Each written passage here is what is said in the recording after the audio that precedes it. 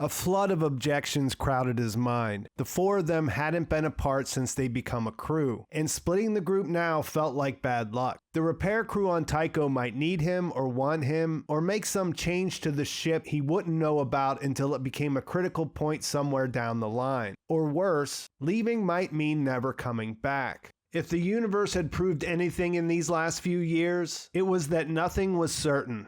Hey guys, Pete here. Today I've got another Expanse Season 5 video looking at some of the big changes they made when they adapted the 5th book in the series. Story-wise, it's pretty faithful. We get to the same place. But there are quite a few major changes that happen along the way. As a warning, there will be spoilers in this video if you haven't finished the 5th season of The Expanse. Obviously, I'll be talking about the books, but I won't be giving away any future spoilers beyond Nemesis Games. With that out of the way, let's get started. The story of Nemesis Games is that the crew splits up in the midst of a big shift in the power dynamic in the system, and the individual struggles they face trying to get back together. The challenge for Season 5 of the show is that most of this happens internally. It's the first time we had point of view chapters from Amos, Naomi, and Alex, and the story is developed through their thoughts about what's happening. It's a great way to better understand and flesh out the individual members of the crew, but it's not something that can be adapted easily to the medium of television. One big change in the show was that we don't see much of the time on Tycho before they split up. Amos and Alex are already gone by the time Naomi tells Jim that she's leaving. In the part that's cut out, we get our first look inside Alex and Amos's heads. Because the ship's going to be getting repairs that'll take a long time, Alex thinks about going back to Mars. And as you can tell from the excerpt I opened the video with, he's prone to worry. And we see how that translates into his position as the sort of glue that keeps the crew together. Amos gets a message from Eric and he learns that Lydia has died. That means he's got to go back to Earth. And we see that he has feelings of sadness and grief that he has a hard time identifying. He initially thinks he might be getting sick because he's got an empty feeling in his chest and a lump in his throat. In a way, this is the first confirmation we have that Amos experiences these kinds of feelings. He's a character that's hard to read, since he always wears the same kind of amiable smile regardless of the situation he finds himself in. We know he's lacking in empathy and doesn't possess some of the social graces that we see in his crewmates. Later, when he gets into the fight with the gang members on the shuttle, we learn that he finds relief in the violence of it. There was a long second where the 5 thugs stared at the knife on the floor at Amos's feet, and he stared back at them. The emptiness in his belly was gone. The hollow space behind his sternum, gone. His throat had stopped hurting. "Who's next?" he said, flexing his hands, his face in a grin he didn't know he had. They came in a rush. Amos spread his arms and welcomed them like long-lost lovers.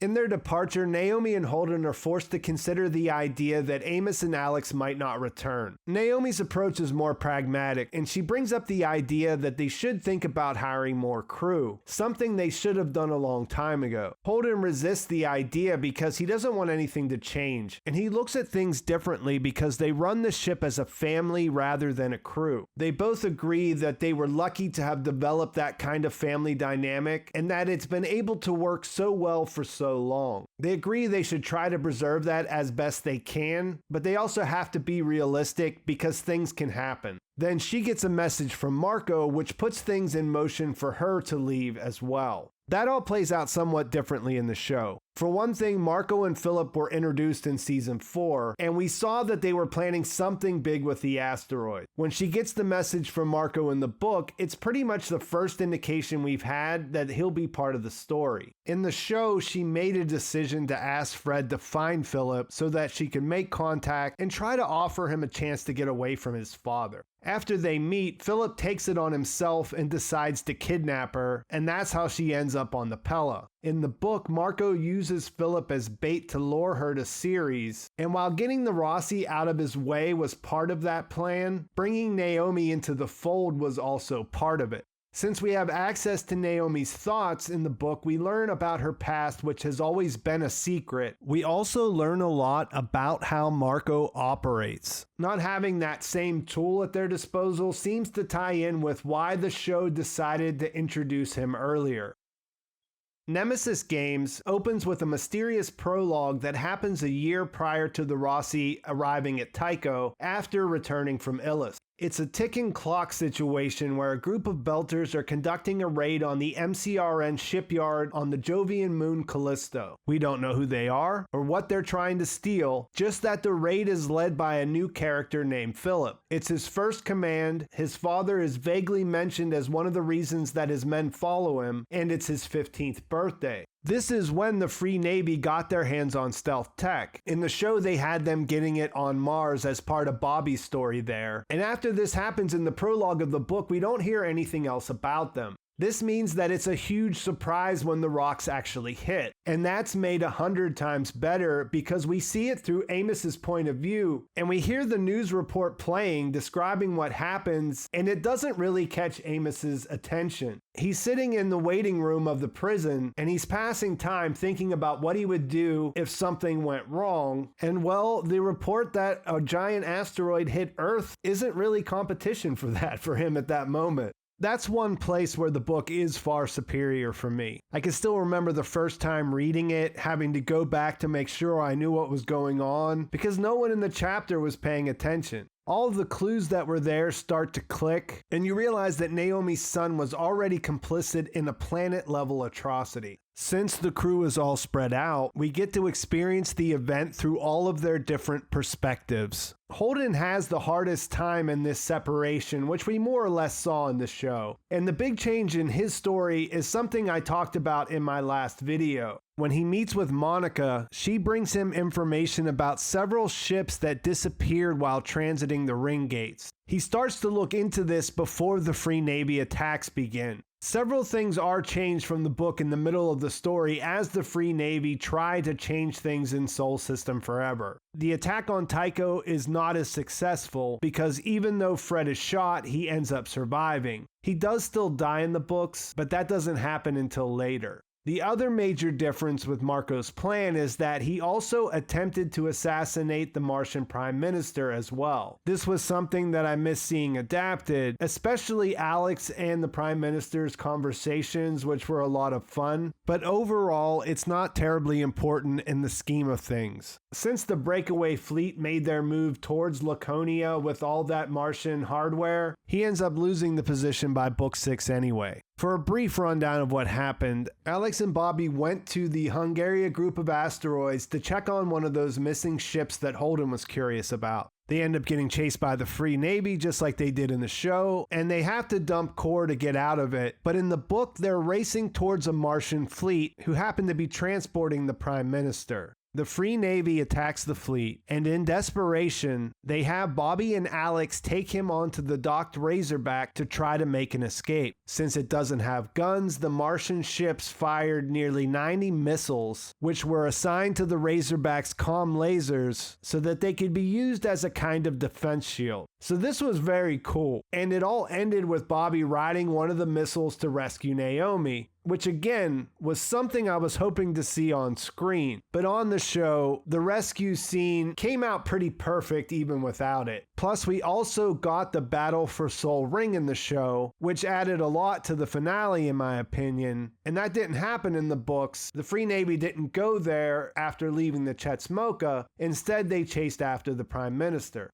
The biggest change from book to show is Alex's death while saving Naomi at the end. This was a big surprise for the story since he's still alive in the books. However, we knew something was coming as the actor who plays Alex, Cass Anvar, was removed from the show after several allegations of sexual misconduct. The studio launched an independent investigation and announced his firing before season 5 came out. I've had a lot of questions about this, so I've talked about this a lot in my recent videos. The bottom line is, it's an unfortunate situation, and because they were done filming before the investigation started, it's noticeable that they had to alter the original ending. Since this is the original way Fred dies, there is a lot of foreshadowing about the dangers of stroking out during high-G maneuvers in the books. The ending is fitting for the character Alex, so they did the best they could do with what they had, but it is a very big change from the original story. The sponsor of today's video is Skillshare. Skillshare is an online learning community with thousands of inspiring classes for creative and curious people. Explore new skills, develop existing interests, and get lost in creativity. I've been taking The Art of Making Video Trailers by Olaf de Floor. I really like how this course breaks down the thought process behind each step. If you're uncertain about what's next, creative challenges and productivity classes can be a great way to help you structure your time and set up achievable goals. At a time when so many important conversations are happening in our world, your voice is more essential than ever. Explore classes to unlock your creativity for social good.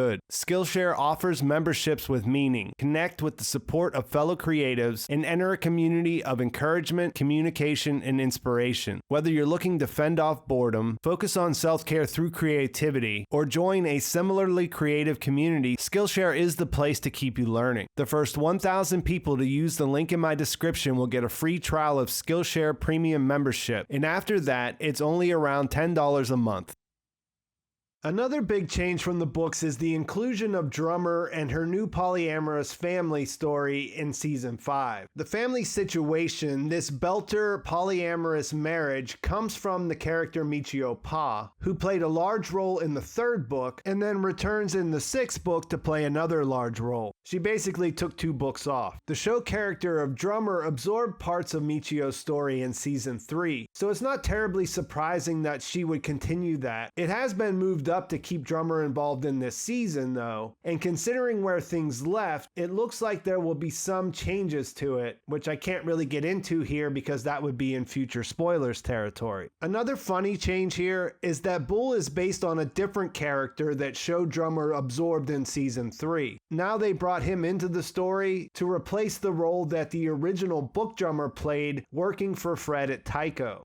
So Drummer replaced Bull, and that led to Bull replacing the original Drummer. That's most of the big changes. Of course, there's tons of change details, different characters doing different things. And then there's some minor changes. In the show, the UN destroyed Palace Station. That doesn't happen in the books. As I mentioned earlier, the Free Navy attacks Sol Ring and we get to see a whole battle play out. That didn't happen in the books either. Early in the season, when Alex went to the War College and met with Sauveterre, that was a change that served to introduce the character. Because in the epilogue of the book, we just meet him briefly and then he disappears when trying to transit the ring in the same way that happened in the show. As I mentioned in my Ending Explained video, instead of meeting Sauveterre, Alex met a character named Commander Duarte, who we learn at the end of the book is now referring to himself as Admiral Duarte, and he's the mastermind behind the whole exodus of the breakaway fleet to Laconia. I mentioned earlier how much more shocking the rocks were in the books, and this is related to the other thing I wanted to mention before I bring the video to an end. By the time the crew is back together, there's a sense that things are much worse on Earth in the books than they were in the show. There, we hear estimates of 4 to 7 billion dead, and there's that big of a discrepancy because things are so chaotic that it's hard to get an accurate count. On the other hand, in the show, we heard estimates in the millions, and there we spent a lot more time with Avasarala where things didn't seem to be as dire. This could turn out to be a big change, or it may be something that we'll see get exponentially worse as Season 6 progresses. There's really no picking which is better between books and the show. I read the books first, and books would almost always win in that kind of a matchup. In this particular case, Nemesis Games is so character focused and it relies so much on internal dialogue that I think that they complement each other well. In many cases where they lost the build-up from not having that internal aspect, the show was able to lean into crafting some beautiful scenes that were able to deliver. And I think that's a good place to leave it. Please like this video if you enjoyed it. Please subscribe to my channel if you haven't already. Thanks for watching. I'll talk to you soon.